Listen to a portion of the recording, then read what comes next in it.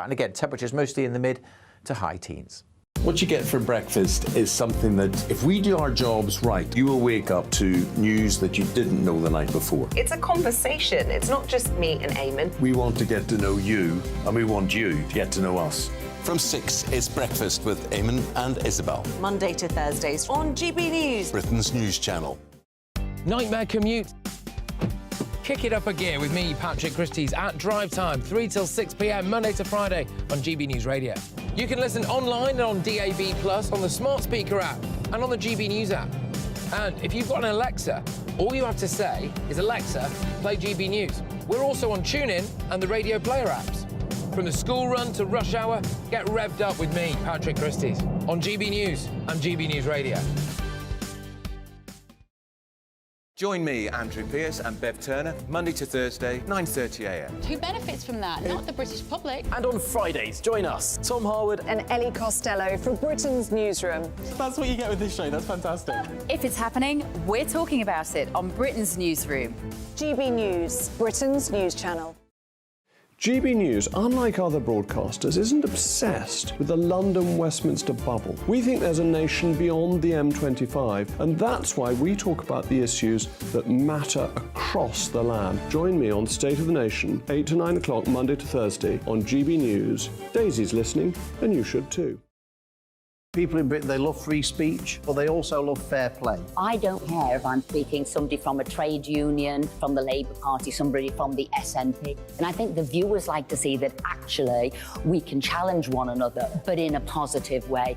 We think we ask the questions that people want to ask, and often we ask the questions that we wanted to ask in Parliament but never got the chance to ask. So join us every Saturday, 10 a.m. till noon on GB News, Britain's news channel.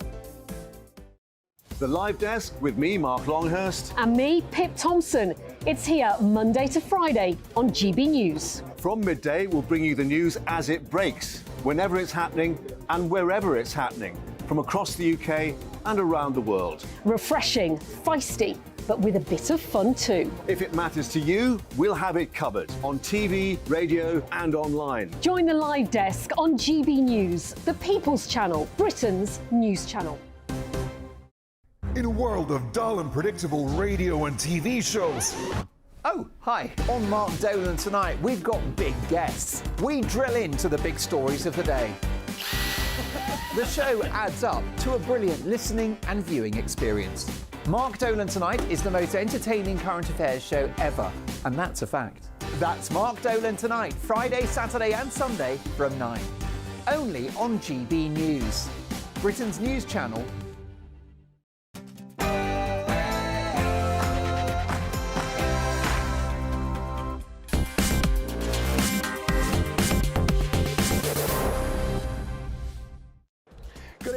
I'm live here in Manchester from the Conservative Party conference, where it seemed to me what was happening off the main stage on the Fringe was even more exciting than what happened on it. I've got a great lineup of guests. I'll be asking the question, can the Conservatives come back from this and win the next election? Many of their activists still think it's possible. Not so sure myself. But before all of that, let's get the news with Polly Middlehurst.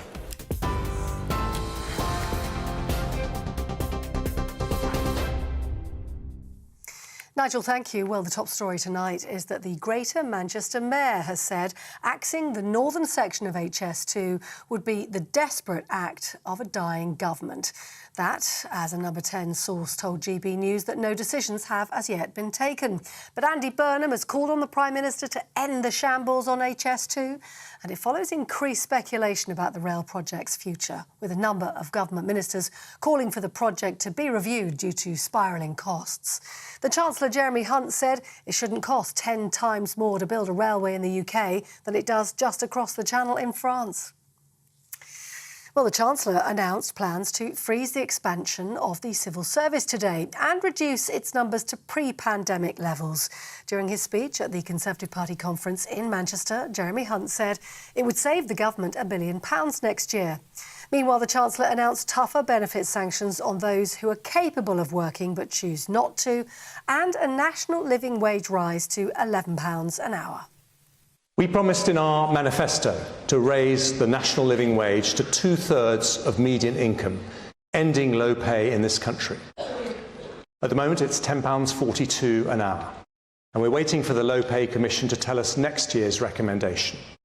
But I confirm today, whatever that recommendation, we'll increase the national living wage to at least £11 an hour next year. That's a pay rise for 2 million workers. Chancellor. Well, Liz Truss has called on him to cut corporation tax back to 19% in his next autumn statement. Speaking at a fringe rally at Conservative Party conference in Manchester today, the former Prime Minister urged the Tory leadership to axe the tax, cut bills and build homes. Their comments come after Jeremy Hunt told GB News no substantial tax cuts were possible this year. But Ms Truss said businesses are choosing not to locate in the UK and they shouldn't be treated like a cash cow. In other news, a second police force is investigating allegations against the comedian Russell Brand. In a statement, Thames Valley Police said it's received new information relating to harassment and stalking allegations dating back to 2018. They added it would be inappropriate to comment on an ongoing investigation. It follows an investigation by the Sunday Times and Channel 4. Russell Brand denies all accusations of criminality. And lastly, junior doctors and consultants in England started a 3-day walkout today. That's the longest ever period of joint strike action. Until Thursday morning at 7 o'clock, they're delivering what's being described as Christmas Day levels of staffing. Their last joint strike in September led to almost 130,000 appointments having to be rescheduled. The government says the walkout's doing a massive disservice to patients. This is GB News across the UK on TV, in your car, on your digital radio and now on your smart speaker by saying play GB News. This is Britain's news channel.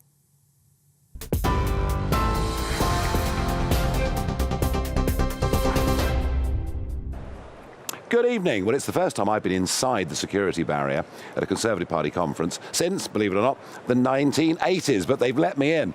And what I've seen over the course of the last 48 hours is very interesting. First thing to say, and it's a really positive thing, is the number of young people here has been literally astonishing. We're told that young people aren't interested in Conservative politics, they're switched off from the whole thing. This place was absolutely heaving with them today. What I've also seen is a party split in so many different ways, there isn't really time to talk about it. They're split still on Brexit. Many of them appear to be embarrassed about the whole thing. They don't even want to talk about immigration, legal immigration, which I think is the elephant in the room at this conference. Goodness only knows where they stand on the HS2 extension. I could go on to net zero policies and much else. I went to the Conservative Democratic Organisation dinner last night. It was pretty much open rebellion there. On the stage today, the main event was the Chancellor's speech, and we'll discuss that in just a moment. But it was a fringe event, headed by Liz Truss. That's where the buzz was, that's where the energy was, that's where they were queuing for simply ages to get into the room, and not all of them did. What is interesting is this. What I saw today was not the usual battle of personalities for who's trying to get to the top and who may lead the party after the next election. What I saw today was a battle of ideas. I think there is a pretty broad acceptance, realistic acceptance. They can't win the next election. What is going on now is a battle for what the Conservative Party is going to be after the next election. To my mind, that's very necessary, because I see the modern-day Conservative Party and Labour Party, frankly, as two forms of social democracy. Big government, big spend, big tax, big deficit, huge immigration numbers, and frankly, not much to choose. So I went out earlier and asked delegates a very simple question: can you win the next election? Have a look. So the big question is, can you win again next year? Yes. I think, obviously my seat changes significantly under the boundary changes, but the seat that a third of my seat goes into, Whitehaven and Workington, I think absolutely is in play for the Conservatives. I think most of Cumbria is in play for the Conservatives. I don't know. It depends on the strategies. I think if we were up against more charismatic, kind of Andy Byrne and Wes Streeting, then I think we would be in dire straits. It's going to be a struggle, I think. Bit of honesty here, Everybody else is deluded, but it's going to be a huge struggle, isn't it? What would it need, in your view? well, somehow fulfil all manifesto promises within the next year. I think we're doing very well. Rishi Sunak's definitely the man for the job. He's doing an amazing job. It's possible, it's doable. It's a Herculean task, though. Yes, because I think there's enough Conservatives who want what's right, and we all stand for traditional values, and as long as everybody knows that's what we stand for. What I found in the last 20 minutes or so going around is the older Conservative loyalists would support the party, whatever it said, whatever it did, out of pure tribal loyalty. Amongst the younger generation, there's a lot more thought. And I think the frankness is, they all know they're going to lose the next election. The real battle of this conference is who wins intellectually after the election. And that's why Liz Truss is here, shouting as loudly as she is. Economics dominated today. I mentioned Liz Truss earlier. Here's a very quick clip of what she had to say at 12:30 today. So let's start with axing the tax. We need to unleash business across Britain. We need people to want to invest in our country. We need businesses to be able to expand, to grow, to create new jobs, to create new ideas. That's why I'm calling upon the Chancellor at the autumn statement to put corporation tax back down to 19%. And frankly, if we can get it lower, the better. On the theme of taxes, here was the Chancellor of the Exchequer, Jeremy Hunt, giving the main speech on the stage at 2 o'clock this afternoon. Conservatives will always protect public services, but we're also honest about the taxes that pay for them. After a once-in-a-century pandemic and the biggest energy crisis in a generation, the level of tax is too high. We were right to protect jobs and families, and thanks to Rishi's furlough scheme, we recovered faster from the pandemic than others. But with an ageing population and a war in Europe, public spending is still growing faster than the economy. To analyse all of this, I'm joined by Liam Halligan, GB News' business and economics editor, and by Lord Frost, the negotiator of our Brexit deal. Liam, you chaired the Liz Truss meeting earlier on. It was like a revivalist meeting, wasn't it? I mean, there was a real buzz in that room, a sense that the Conservative Party's gone too far away from where it should be. It reminded me of that famous church scene in the Blues Brothers. I expected people to start backflipping down the aisle. No, it really felt to me, I mean, it will be written up as splits and gaffes and the Tory party at war with one another. It felt to me like democracy, because there you had a Prime Minister who, of course, was voted in by Tory activists, openly challenging a Prime Minister who wasn't voted in by Tory activists. Yes, I mean, they were her voters in that room, weren't they? Absolutely, and the media was there, the world's media was there, yes. And it was deliberately timed, Nigel. It was 1 hour before the Chancellor's speech, and it was an open challenge to the Chancellor. I want you to cut taxes now. And Liz Truss wasn't alone. She was joined by former Home Secretary Priti Patel, former Business Secretary Jacob Rees-Mogg, former Environment Secretary Ranil Jayawardena, and within my questioning of those four people, we learnt that the Conservative Growth Group, a group of backbenchers, is now 60 strong. And of those 60 backbenchers, many have pledged that if at the autumn statement or the spring budget next year, the Chancellor raises the total share of GDP that is taxation, it's currently 37%, the highest it's been for many, many years. If taxation goes up in the next big fiscal statement, those MPs have pledged to not vote with their government. Now, but he's not going to do that in an election year, is he? Well, let's see. Let's see. Yeah. He certainly said today that he wasn't going to. Yeah, he was pushing back against the idea that the Conservative parties can cut taxes. I don't think that means that he won't cut taxes before the general election. I think it's a function of timing. I think Hunt and Sunak, what they want to do is they want to save the big Tory tax cut, the clear blue water, for as near to the next general election as they possibly can. After 13 years of taking us to the highest tax burden since 1951. So that means not in the November statement as Liz Truss and her acolytes want, but possibly in the spring. And thoughts on the Hunt speech? I thought the Hunt speech, the centrepiece of the Hunt speech, of course, was raising the minimum wage. Well, that's very easy for a government to do. In line with inflation. Because businesses pay for that extra minimum wage. Small and medium-sized enterprises in particular that often pay the minimum wage in hospitality, pubs, restaurants and so on. They're the ones that will have to foot that bill. He said he wants to freeze the size of the civil service. But apart from that, it was pretty thin gruel, Nigel. And only lasted 15 minutes. I was amazed at how short it was. And I know Jeremy Hunt well. He's quite an eloquent guy, despite his sometimes robotic delivery. It felt to me as if this was a speech that had been written by committee. And that shows me how nervous Downing Street is. Well, let's get on to the Conservative Party. Lord Frost, I mean, there was a battle for ideas going on, which in one way was very refreshing today, but the party is split on every single issue. It's split on HS2, on net zero. Half the party still doesn't believe in Brexit. I mean, you're all over the place, aren't you? Well, I think the philosophical bounds of conservatism has got a bit wide in recent years. We definitely need to. Oh dear, oh dear. We definitely need to narrow down. We need to narrow down. We need to give people what the activists want, what I want, but what people at the Growth Rally wanted, which is a bit of the old religion, which is what we know delivers results, what delivers growth, which is cutting tax, cutting spending, smaller state, deregulation, lifting some of the burden of net zero, and yes, the subjects that weren't talked about, which were immigration and Brexit. Brexit. No talk. I mean, fringe meetings talking about Brexit, but almost no talk on the stage about arguably the one real achievement of this government since 2019. I put it to you that half of your party are embarrassed by Brexit. I do think that some of the parties are embarrassed by Brexit, and it is a great pity because it is becoming established outside this room that Brexit is somehow failing, and it is not true. We've seen from the economic figures in the last few weeks that growth is much higher than people thought. Investment is well above its 2019 level.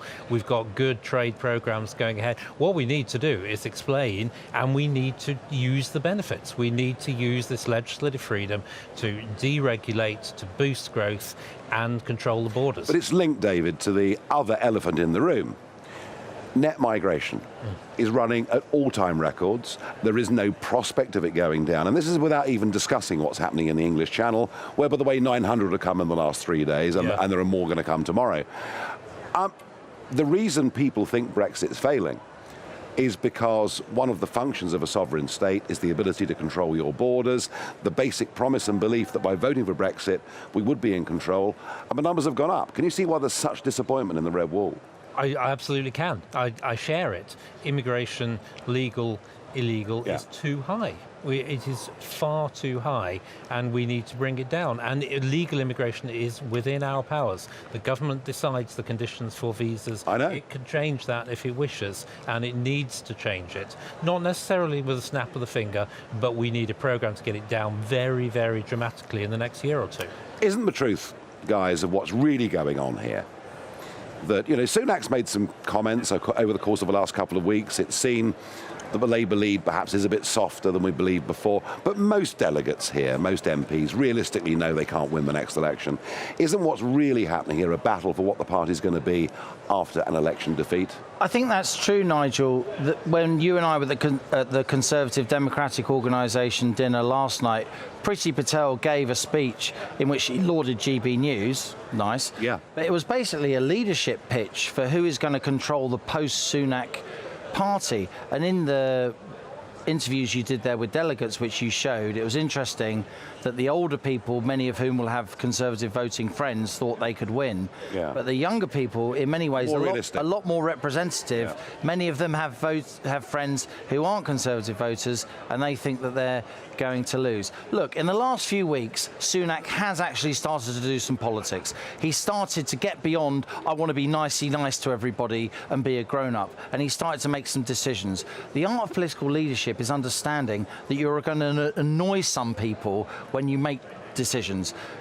Bringing the ban on petrol and diesel cars, pushing it back to 2035, allowing drilling in the North Sea. All of these things annoy the bien-pensants, they annoy the political and media class, but a lot of the silent majority out there across the UK will think, well, that's probably the right thing to do. So he started to show some kind of grown-up leadership. It's probably too little, too late. They probably are going to lose, but at least now, I think delegates feel there's something to fight for. Lord Frost, final word to you. Can he turn it around? I think he can turn it around if he does the right things. We need a Conservative vision. How is the country going to be different under Conservative leadership? We need the tax cuts. I hope they do come in March. We need a proper energy policy, proper look at net zero, fracking. There's no shortage of things to do. Oh, no. We just need to and do them in the 12 months we've got. Gentlemen, thank you very much indeed. In a moment, we're going to discuss something going on in our schools where we're literally indoctrinating kids to welcome people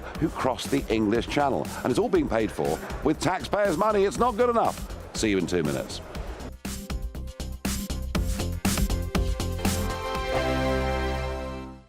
What you get for breakfast is something that, if we do our jobs right, you will wake up to news that you didn't know the night before. It's a conversation. It's not just me and Eamon. We want to get to know you, and we want you to get to know us. From 6, it's Breakfast with Eamon and Isabel. Monday to Thursdays on GB News, Britain's news channel. Nightmare commute. Kick it up a gear with me, Patrick Christie's at Drive Time, 3 till 6 p.m, Monday to Friday on GB News Radio. You can listen online and on DAB+, on the smart speaker app and on the GB News app. And if you've got an Alexa, all you have to say is, Alexa, play GB News. We're also on TuneIn and the Radio Player apps. From the school run to rush hour, get revved up with me, Patrick Christie's, on GB News and GB News Radio. Join me, Andrew Pearce and Bev Turner, Monday to Thursday, 9:30 a.m. Who benefits from that? Not the British public. And on Fridays, join us, Tom Harwood And Ellie Costello from Britain's Newsroom. That's what you get with this show. That's fantastic. If it's happening, we're talking about it on Britain's Newsroom. GB News, Britain's news channel. GB News, unlike other broadcasters, isn't obsessed with the London-Westminster bubble. We think there's a nation beyond the M25, and that's why we talk about the issues that matter across the land. Join me on State of the Nation, 8 to 9 o'clock, Monday to Thursday, on GB News. Daisy's listening, and you should too. People in Britain, they love free speech, but they also love fair play. I don't care if I'm speaking somebody from a trade union, from the Labour Party, somebody from the SNP. And I think the viewers like to see that actually we can challenge one another, but in a positive way. We think we ask the questions that people want to ask, and often we ask the questions that we wanted to ask in Parliament but never got the chance to ask. So join us every Saturday, 10 a.m. till noon on GB News, Britain's news channel. The Live Desk with me, Mark Longhurst. And me, Pip Thompson. It's here Monday to Friday on GB News. From midday, we'll bring you the news as it breaks, whenever it's happening and wherever it's happening, from across the UK and around the world. Refreshing, feisty, but with a bit of fun too. If it matters to you, we'll have it covered on TV, radio and online. Join the Live Desk on GB News, the People's Channel, Britain's news channel. In a world of dull and predictable radio and TV shows. Oh, hi. On Mark Dolan tonight, we've got big guests. We drill into the big stories of the day. The show adds up to a brilliant listening and viewing experience. Mark Dolan Tonight is the most entertaining current affairs show ever, and that's a fact. That's Mark Dolan Tonight, Friday, Saturday and Sunday from 9. Only on GB News, Britain's news channel.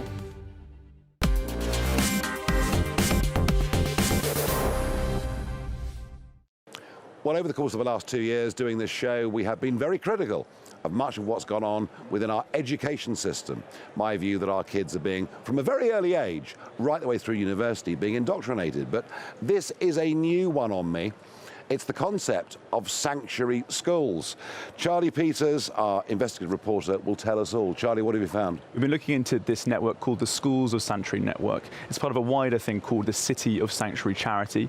Now, it campaigns against what it describes as hostile immigration rhetoric and policies. It's a network of over 400 schools across Britain where it describes itself as engaging in collaboration and understanding between school children and refugees. It says its work is completely non-political. However, GB News has looked through the schools involved in that 400-strong family and found evidence of some controversial actions, activities and engagement by these schools. In one example, a school in Lewisham conducted a march on Whitehall after the Schools of Sanctuary Network encouraged them to speak up against the government's illegal migration bill. In a nursery in Brighton in Sussex, we heard that nursery toys were reordered in order to, quote, fit the experience of colour. Another example, staff at a nursery were boasting towards the Schools of Sanctuary Network that they'd put their staff through unconscious bias training, anti-racism training. And finally, we also saw some examples of schools engaging in activities described by the Schools of Sanctuary Network as befriending days, where refugees and asylum seekers were invited to meet with school children. In one school we saw, the local town council had actually spent taxpayers' money to engage and support that event. Clearly overtly political. Miriam Cates MP for Penistone and Stocksbridge. I'm kind of, Charlie says all this and I'm kind of not even surprised. Yes, I agree. I've not heard of this specific example before, but I'm very well aware of other ideologies being pushed in schools, gender ideology, critical race theory. And I think this speaks to a much wider picture, doesn't it? And in a democracy, making sure children are not politically indoctrinated is a basic foundation. It's a foundation stone of any democracy that parents can send their children to school and know they're going to be taught to read and taught to write, but not indoctrinated with controversial political ideas. And I think once upon a time, we might have thought that not indoctrinating children meant don't say to children vote Conservative or don't say vote Labour. Yeah. But actually the contest now is around ideas and the thoughts about immigration, about gender. These are the politically contested space. And it's absolutely wrong and probably illegal for schools to be putting these points of view. Now, is it illegal? Is it illegal? Well, I think it is, because the Education Act makes very clear that you cannot indoctrinate a child. And these specific issues are politically controversial, they are political. You cannot present those ideas to children. But Charlie Peters keeps finding examples of this that are happening. And Miriam, with respect, you guys have been in power for 13 years. And this level of indoctrination has accelerated during that time. What's wrong with your party? Well, what's wrong with the Western world, Nigel? Because I don't want to make too many excuses for my party. Let's focus on your party. Yeah, no, and I do agree. There are no excuses. We should have sorted this out. But if you do look more broadly around the West, these ideologies have taken over educational establishments across the West. It's not just in this country. But I think there's several problems here. Firstly, is a complete inability to recognise this as political. Now, you and I know that most people in the country think that immigration is too high. That's our position. But many people... the polling in the Sunday Times yesterday was overwhelming. Is absolutely incontrovertible. But lots of people working in schools and in left-wing establishments and universities think that it's the other way around, that all people want more immigration and they think it's okay to tell children about this and to make them see that this is a big moral problem, that we need more immigration. So I think there's a genuine failure to recognise this as controversial. But I also think there's just a total lack of enforcement in this area, because Ofsted inspect schools and they say, OK, you're passing your maths GCSE, you're passing your English, but they don't look at all at these kind of issues. Are there political issues in school? And I asked on the Education Committee a few weeks ago the soon-to-be head of Ofsted, what have you done about this? And he said, I've never seen this in my career. Isn't the truth? How can you not have seen this? Isn't the truth of it that Boris Johnson, the posh boys, stayed in control of the Conservative Party, they're metropolitans, they're politically correct, they didn't have the guts to take these issues on? Well, I do think... certain members of the political establishment, if you like, think it's unsavoury. In your party? In my party and in others, think it's unsavoury to take this on. I do think that's true. It is quite difficult to talk about. We've seen what happens to people when they do speak it out about these issues, and I'm sure that is a big part of it. But, we can't leave this any longer. We have to sort it out. And, there are a increasing number of MPs speaking up on this. We are pushing for guidance in schools, but at the moment, as you say, it seems to be getting worse. Yep, and frankly, I don't think a Labour government will make it any better. It may make it marginally worse, but it's difficult to tell, frankly, between the two.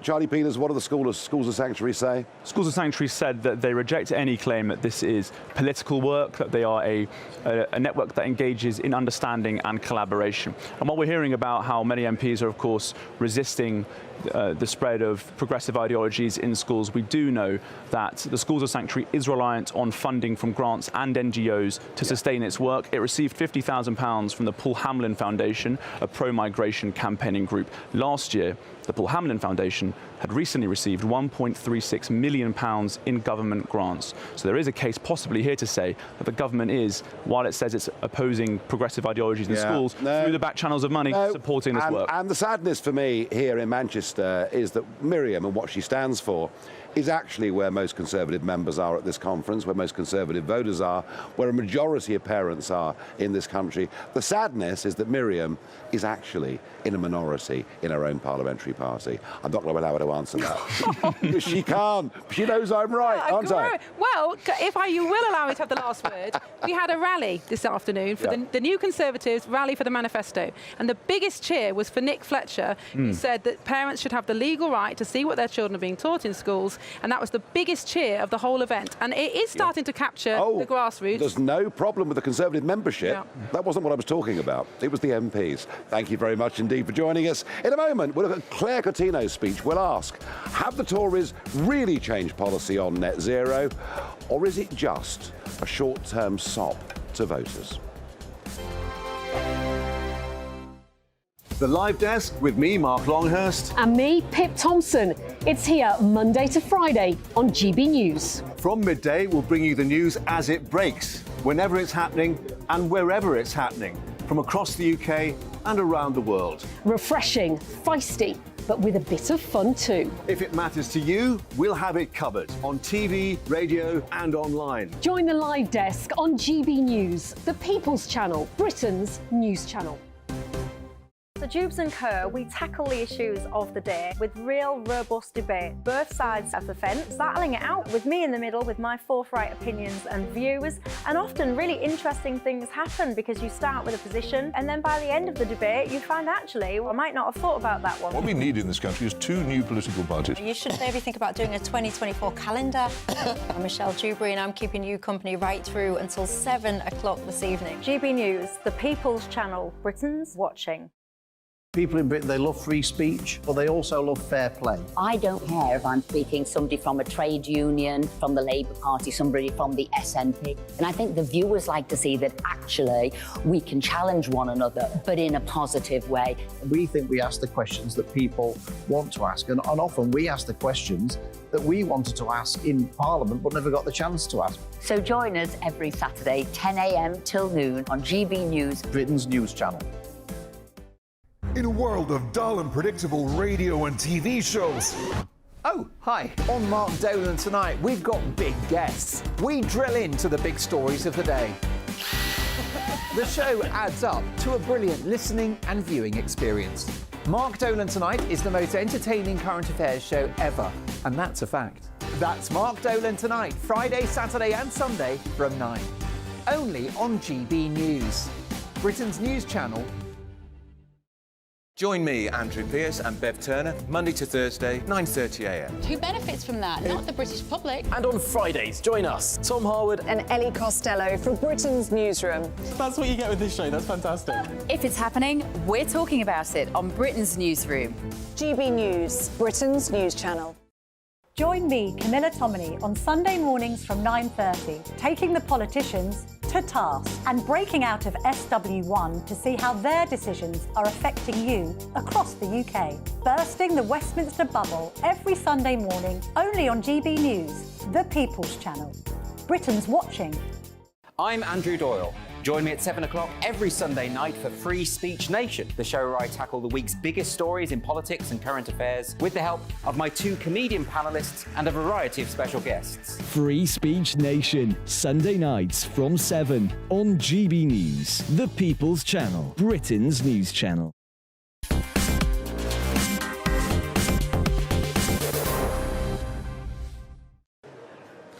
Now, net zero, very much in the news over the course of the last couple of weeks. The Prime Minister making some adjustments to their policies, which has seen them go up in the polls. Here was Energy Secretary Claire Coutinho speaking in the hall earlier on today. The transition to clean energy should be a cause of optimism for the country. It should mean jobs and opportunities and pride that we are playing our part in a global challenge. However, for too many people, it had started to feel like an intolerable cost at a time when, after the last few years, they felt they could least afford it. Across Europe, we are seeing the consequences when the public feel that they are being forced into the wrong decisions for their homes and their families.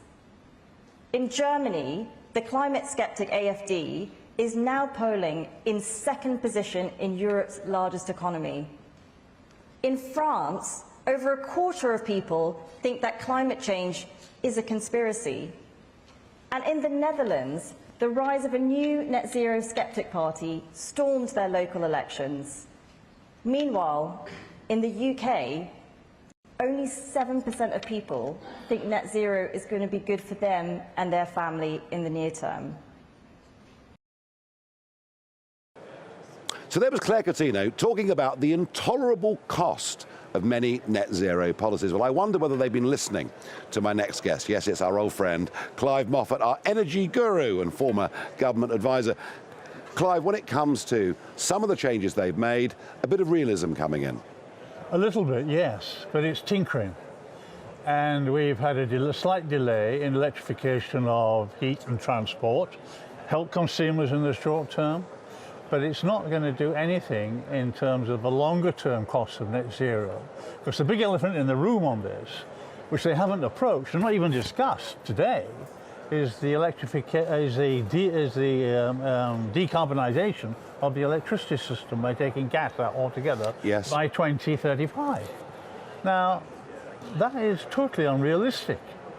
It's unrealistic for three main reasons. One, we're not going to have enough renewable energy on the system to replace the demise of coal, the aging gas reactors and the aging nuclear reactors.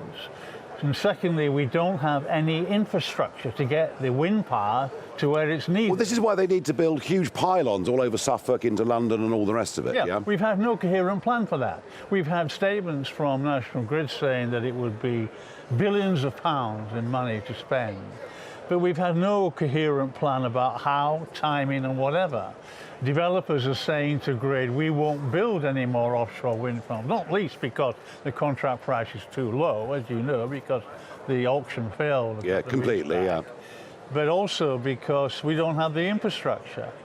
And just to give you an idea about what this means in terms of costs in green levies and taxation potentially, is the constraint costs, i.e. when we're producing wind and we can't use it on the grid. Now let's just... That's going to go from 500 million to 1.5 billion. I want to slow you down there. Slow you down there to explain to the viewers and listeners constraint costs. Basically, Clive, what you're saying is, when the wind's blowing too much, we pay the wind farms not to give us energy. Because we can't do anything with the power that they're delivering. Because it's intermittent energy, it's too much when we don't need it, not enough often when we do need it. So in short, we've seen what appeared to the public to be a big change in policy, but the basic strategy remains the same. We're going to build a huge amount more of offshore wind farms, and are they stuck to the belief that wind energy can save us? I think they have to be bold. If they wish to politically draw the line between themselves and Labour, they have to be much bolder. I believe, why is it that we've had a delay on electric cars, yet we still have these sales targets imposed upon manufacturers? It's a bit like, I thought, last time I looked, I thought we were in a market economy. I mean, here we have a government basically saying to a manufacturer, you will sell X of product, even though the consumer doesn't want it. Yeah. I mean... Same with heat pumps. Same with heat pumps, isn't it? It's the same with heat pumps. So I think one has to be bold. My view is that they should have said, we will in fact we will not have those deadline targets. We will allow the consumers to adjust their requirement. If they want an electric car or a heat pump, they can adapt to that when they can afford it and when it's realistic for them to do so. That's what I think we should do on that, because that would also take the sting out of everybody's talking in the business about, oh, we're going to have a 50% increase in electricity demand by 2030, 100% by 2050. Yeah. The main driver behind that is electrification. So you don't want to speed up electrification when, in fact, as I've just said earlier, we don't have enough power. And next week, the Labour Party conference, their position similar? Well, their position is we're going to decarbonise by 2030, which is even 7 years away. There's no infrastructure. There's not enough renewable energy. And at some stage, it's going to be the political realisation when the Labour Party is that they're not going to be able to afford any of this, because the Green Levy bill and potentially the tax bill is going to be very, very high. What this government should be doing, if it really wants to have a hope of driving a wedge in that and creating a dividing line, is to say we're going to not have draconian targets on consumption, on heat and transport, and we're going to put a suspension on the decarbonisation of the system until we have a full cost-benefit analysis by an independent body post-election. And then there might be a choice for voters at the next election. And then there may also be one more important thing, go on, which we haven't discussed, which is a change in market governance of how the energy market is actually governed. We've had a climate change committee which is basically keeps putting forward unrealistic and unaffordable plans. You've had Ofgem, which is more in favour now of looking after energy supplies liquidity than the consumers. Yeah. And you have a national grid which basically every now and then throws up its hands and says, we don't know what we're going to do about balancing the system. So I suggest with time has come, and you've heard me before on this, we should have an independent strategic energy authority, and it should be tasked post-election with coming up with a trajectory which is much more affordable. And it's such a vital subject. Clive Moffat, brilliant as ever, thank you. Now, the What the Farage moment, the Chancellor today talked about, have a little guess, debanking. Didn't, of course, mention my name, that would be far too inconvenient, but have a listen to Jeremy Hunt on debanking. But I'm going to surprise you with one equality and diversity initiative of my own, and trust me, you'll like this one. Nobody should have their bank account closed because somebody else decides they're not politically correct. We'll tighten the law to stop people being debanked for the wrong political views. Well, he's absolutely right, of course, that debanking for political opinions is wrong, but there are so many aspects to this. Would you believe it? The Falkland Islands have a stand at this conference. And I spoke earlier to Roger Spink from the Falkland Islands, and they're being debanked as well. This is the Falkland Islands stall. Now, you know, it's a funny thing. It's 40 years ago, 41 years ago, since the conflict. And a lot's happened since then. Some economic regeneration of the islands, oil, squid, etc. But, would you believe it? I've struck upon a common issue that I've come across the course of the last 3 months. This is a British dependent territory with British citizens living within it, but there is, Roger, a common problem. An issue with banking and British citizens living in the Falklands with only an address in the Falklands. British banks are refusing to allow them to continue to have a UK bank account. There is no legal restriction. It is purely their internal systems that they are saying that these people can no longer have bank accounts. Are any banks helping with this? We have some bank managers seem to be more sympathetic than others, but in general, most banks now are closing accounts for citizens, British citizens in the Falkland Islands. You see, I wasn't wrong. The banks are seriously bad news. And to think that 40 years ago, we sent a task force 8,000 miles away at considerable loss of blood and money, and we're now treating British citizens like this. I think it's disgusting. What do you think? Once again, we must stand up for the people of the Falkland Islands, as we do the other 1 million British people and businesses who've been debanked over the course of the last 4 years. I will keep this campaign going. It may well take years. Final thought in this segment on Ukraine. We understand that Ben Wallace, who is left the government, leaving Parliament, wanted us to put a further $2 billion into Ukraine. But what I thought was really significant and almost missed over the weekend was an interview with the new Defence Secretary, Grant Shapps. We are now going to send British troops wearing uniform to Ukraine. They'll be there to train Ukrainians. But I would suggest this is a mistake. I would suggest this risks escalation. All it needs is a Russian drone to take out a position with British soldiers in uniform, and then goodness knows where it leads to. I don't mind us training Ukrainians here in the country. I believe it's a step too far. Nobody else will say it, nobody else is talking about it. In a moment, I'll be joined by Professor Matt Goodwin and by GB News' own Christopher Hope. We'll analyse how well is the conference going, and realistically, could they come back to win the next election? Join me, Andrew Pearce and Bev Turner, Monday to Thursday, 9:30 a.m. Who benefits from that? Not the British public. And on Fridays, join us, Tom Harwood and Ellie Costello from Britain's Newsroom. That's what you get with this show. That's fantastic. If it's happening, we're talking about it on Britain's Newsroom. GB News, Britain's news channel. Now then, Lee Anderson here. Join me on GB News on my show, The Real World, every Friday at 7 p.m. I'm not eating bloody cat. Are you Delicious. mental? Open your mouth. OK. Here comes a train. Reminds me of the scene in Singing in the Rain. Adam, is that a good one? Whoa! Join me at 7 on GB News, Britain's news channel.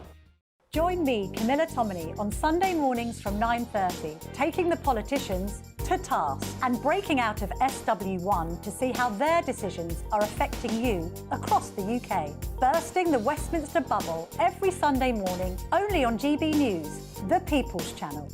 Britain's watching.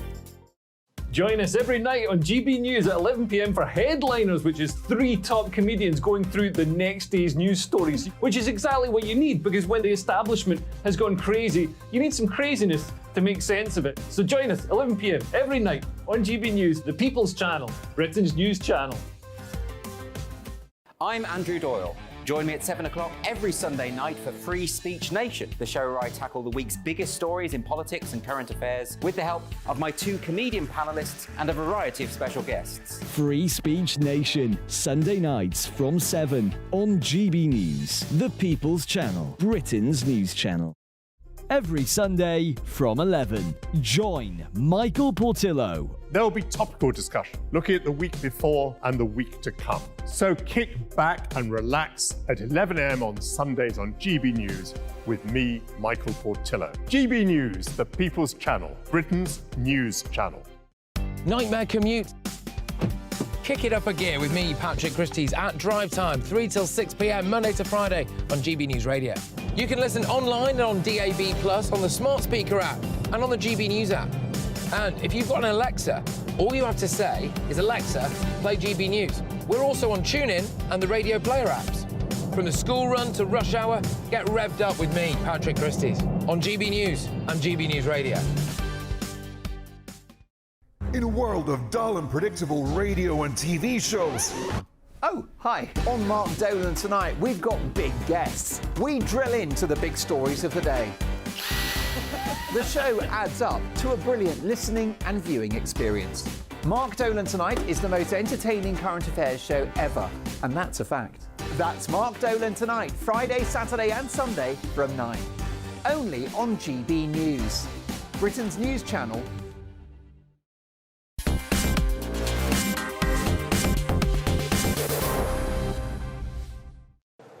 Well, it's Monday evening and the main events are over, but there's so much to look forward to tomorrow, and indeed the Prime Minister's speech, which will come on Wednesday. I'm joined by Professor Matt Goodwin, and of course, a man that's been doing a lot of polling and coming on this show regularly over the course of the last few months, and GB News' own Christopher Hope, our political editor. Christopher Hope, I'm struck by a couple of things. I was here last night at the Conservative Democratic Organisation dinner. The splits within the parliamentary party are truly astonishing. They haven't gone away, because the members here around the stand voted for 2 leaders who were forced out by the MPs. So we have got Rishi Sunak with no real right to be Prime Minister, made that position by MPs. Liz Truss is in an event so quite across the way in the hotel I've been at tonight. People being lauded by people. She was cheered to the rafters with her speech there. I was there earlier, yeah. Yeah, make Britain grow again. You know, Yeah. pure Trumpian your old style. pal, Donald Trump. And MPs saying to me this isn't so much as a U-turn as a roundabout on HS2 today. Of course, to remind viewers about this one, whether we get this leg from Birmingham to Manchester or not, it's not clear tonight. They're saying no decision made. But if you take a step back, helicopter view of the country, if that doesn't happen, the Tory government has spent billions tunnelling under beauty spots. They get to Birmingham, they run out of money. How does that look to the north? Yeah. I mean, how does it look? Well, but also, Christopher Hope, the fact that they won't answer the question. I mean, is it going to come in Rishi Sunak's speech? They won't say tonight, and I've been with a lot of them tonight. I've been with very senior people tonight from the government who would know, and they say no decision made yet. Of course, it's like when you decide to go to a party, or you haven't made that choice till you've told your wife you're going. So maybe it's that point. You haven't told anyone you're going yet, Nigel. But as things stand, they haven't decided. I think it's an autumn statement issue. What they're looking at doing, probably, but it might well be, I think, in the PM speech on Wednesday, they're going to repurpose the 10 billion they're saving from that into things around the north and trying to do it that way. But well, actually, if they spent a fraction of the money with a connection from Hull across to Blackpool, which took in Leeds, Manchester, maybe a bit off to Liverpool, that'd be money better spent anyway. And Andy Burnham told us last week on GB News there are some gaps at the top of that route, which are HS2 gaps. So he needs that money to make that joining it. The other huge split, Matt Goodwin, that I'm aware of over the last 48 hours here, we had Miriam Cates in earlier, and there are people like that who are darlings of the conference. But the split between the membership and the centre ground of the parliamentary party is astonishing. It's enormous, and the thing that I've really observed at this conference, the parliamentary party, I think, is completely out of touch with where Conservative members and activists, and crucially, Nigel, those 2019 voters are. It's visible on immigration. It's visible on crime. It's visible on Brexit. It's visible on woke ideology and the need to push back against that. The MPs, most of the MPs I speak to say, this is beneath us. We're not interested in the cultural stuff. Most of the members and the activists and the voters are saying, and we saw that poll this week, for the first time 2019 Conservatives are saying immigration is more important to them than the economy. Well, you've been saying this for months and months. I've been saying it for years. You were first to say it. I've said 20 years. On your YouTube videos, I know. And the two things happen here, because people came through the tunnel. They were told that the shipping lane was too dangerous. That was shut off by COVID, so they thought, well, the market's still there, let's try and move it across the channel. Oh, hang on, you can get there with some loss of life, but you can get there, and that's what's happened. But I think the problem you've got is that neither the Tories nor Labour wanted to talk about small boats because neither got a good answer. Well, hang on 1 second on that. It's not only the small boats, it's legal migration. 606,000. Now, if you look at that's a choice. If you look at the polling right now, we're in it's control disastrous for the Conservatives. Yeah. No, it is. It's odd. In many ways, my presence here for the last 48 hours has been very interesting because I've not been inside the security zone of a Tory conference since the late 80s. And I wasn't sure what reaction I was going to get. A lot of members of Parliament really pretty frosty. Seeing me here. You're dangerous, Nigel. Amongst the activists, I found myself very popular. I don't want to be too nice about you. No. But it did remind me a bit of Boris's coming. I've seen Boris appear unscripted, although half scripted, but not you're saying you're. But people gather around him, and you have this donut people, and people look to you because you believe in something, and you believe in things which the membership believe in too. So they see you as a supporter. And what's really interesting, so many young people here. Yeah. I mean, it was overwhelmingly, what I could see in the hall here, overwhelmingly. Isn't it time that you went the full hog and joined the party? Well, I couldn't join a party. I don't know what it stands for. I don't think the Conservative Party can even be saved at this point, actually. I think if you look at the big issues that people care about, migration, crime, cost of living crisis, we talk about levelling up. Chris, every event I've been to is flat as a pancake. This is a party that has decided, already knows it's going to lose the next election, I think, because it's completely adrift with the rest of the country. And yet, at the Liz Truss event at 12:30 today, there was a buzz. There was a real energy, because here was a battle of ideas that was going on. Yeah. This was a battle of ideas. It was almost like a UKIP meeting, because everybody in the room believed in it, in this ideology of smaller government, lower taxes. But it was tried by Liz Truss and fell apart because of the rush she did it without the OBR vetting. That was her problem. But she's not going away. No, and she should go away. Because the number 10 would say, why is she here? Because I've known any former Prime Minister, let alone leader, be such a presence. She's here because the people who paid good money to attend this conference voted for her. Yeah. So she's got every right to be here. Talking of that, you mentioned Boris Johnson a moment ago. There's one notable absentee from this conference, and it's Boris Johnson. Is he finished? No, he's not coming. The latest intel I have from Team Boris is that the chance in the shake-up before next year's election, if it's October, November, if it's June, May or June, when suddenly MPs get knighthoods and then decide they're leaving, and then a northern seat becomes available, and then there's a kind of acclamation of him getting in there. That's how he gets back. Until that point, so there might be a crucial moment for him to get back if he wants to come back, when he gets acclaimed by local members, and the CCHU think, yeah, we want him on side to help fight the election. Because basically, Johnson is needed with Sunak shores up the south, Johnson is the north. But both of them working together, there's a chance for the Tory party. Can I just? I'm not sure that's true anymore. Can I just push back against that? I mean, I was talking at an event today about Boris Johnson's legacy, and I was arguing that actually Johnson was not a Conservative at all, because I think if you look at what he did on migration, he liberalised the whole system. If you look at what he did on levelling up, he didn't invest in it seriously. If you look at what he did on the borders, he let them go out of control. You look at what he did on inflation, COVID, he didn't see a lot of that stuff coming. I was arguing that actually I don't think Johnson is an asset to the Conservative And that's why he governed Party. for the whole country, Matthew, because he's able to try and do the North like his stick, but like the North of England, I should say, not Scotland. They did. His stick, like his jokes, and he took the big calls right. You could definitely argue on COVID. He took the big calls on vaccine right.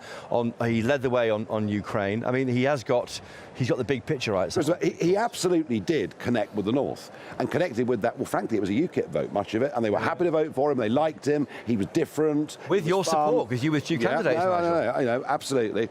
But is it still there? That's the hard thing. I'm not sure if he needs to, and he wants to get involved. We noted the weekend he wrote in the Daily Mail about HS2. He wants to try, and he has started. He's now getting more and more political, I think. I think he wants to work with Team Sunak. I'm not sure Sunak's people like him at all. They seem a real problem because he has this absolute touch. I mean, who passes that? The rainy night in Stoke.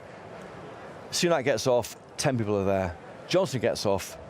A lot more of there. Maybe even Nigel gets off as more than Sunak. I mean, people want to feel inspired by politicians. I certainly hope so. There is something going wrong with Sunak's ratings. They're going in the wrong direction. Yeah. He had his worst leadership ratings last week since he became Prime Minister. Despite net zero, Despite the net zero stuff. The net zero stuff went down well among some key Conservative voters, but a lot of those 2019ers are looking at Rishi Sunak and saying, I didn't vote for this guy. Who is this guy? What's his mandate? You think, as far as the next election is concerned, they're doomed? There's no chance the Conservatives are going to win the next election. There's a chance. There's a 5% chance, Chris, but I'll bet you £100 right now they lose the next election. Chris, let's go. Nigel, you give me your hand. So, Chris Hope, you think that a 92 is possible? I do think that. I think that Keir Starmer was meant to be Kinnock, preparing the ground for a West Streeting in '97, who would have been, of course, Blair. I think a lot of the don't-knows are coming back. We saw that with the opinion poll in the Observer yesterday. Sure. I think there's a chance here for the Tory party. And I think that people aren't sure. They don't love Starmer enough to give them the numbers you want. Well, a beer. Well, the bet's been downgraded, but the bet is the bet. And look, predicting the future in life is always risky and always very difficult. Even though Keir Starmer doesn't have the real pizzazz that Blair had back in '97, I just think the level of disillusion with the Conservatives in those red wall seats is too much to overcome. That's my own personal view. Now, going around today, seeing the speeches in the hall and around the fringe, the most eloquent speaker that I heard today making the case for if you cut taxes, how it should be done, how regulation has stifled industries like our steel industry and done it so much damage. Without doubt, the most eloquent speaker I heard today was GB News' own Sir Jacob Rees-Mogg. Let me say that GB News is very popular at this conference. So, Jacob.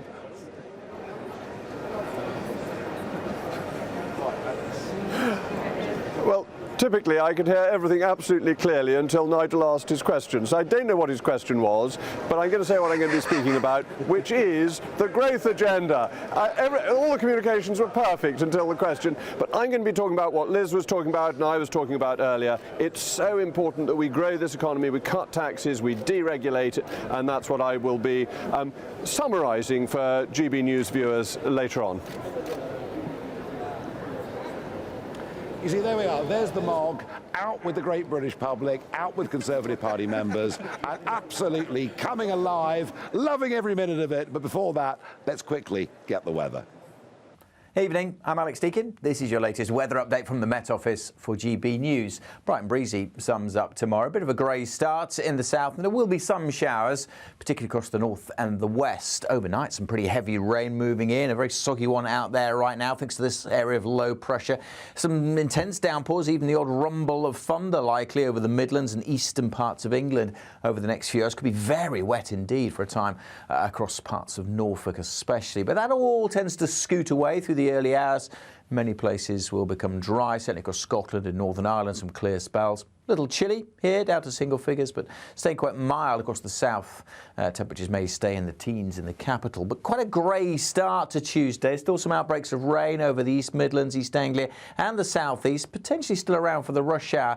Gradually pulling away through the morning, then brighter skies, showers for western Scotland, parts of northern England, a few for Wales and Northern Ireland too, but much of the south and east having a largely dry afternoon. A fresher feel, temperatures mostly in the mid-teens at best, and similarly on Wednesday. The wind's a little lighter on Wednesday, much of central and eastern England looking dry and bright, but more wet weather coming into northern Scotland and then further south along the west coast. That rain could be quite heavy and could cause a little disruption coming into Northern Ireland later on too. Further south, most places dry and bright, just the odd shower, and again